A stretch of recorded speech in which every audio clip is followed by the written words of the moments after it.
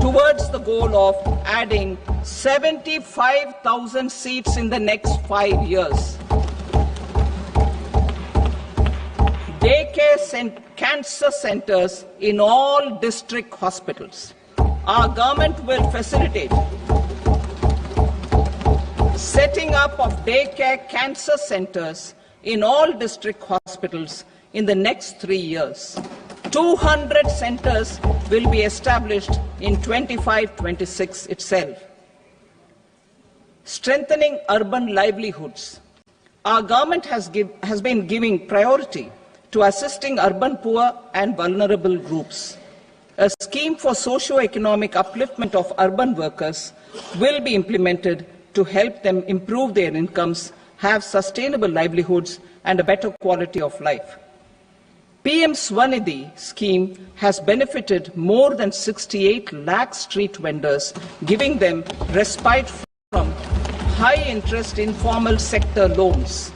Building on this success, the scheme will be revamped with enhanced loans from banks, UPI-linked credit cards with 30,000 rupees limit, and capacity-building support. Social Security scheme for welfare of online platform workers. Gig workers of online platforms provide great dynamism to the new age services economy. Recognizing their contribution, our government will arrange for their identity cards and registration on the e-Shram portal. They will be provided healthcare under PM Jan Arogya Yojana. This measure is likely to assist nearly 1 crore gig workers.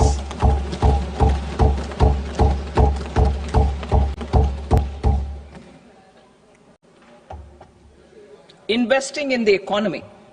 Public-private partnership in infrastructure. Each infrastructure-related ministry will come up with a 3-year pipeline of projects that can be implemented in PPP mode.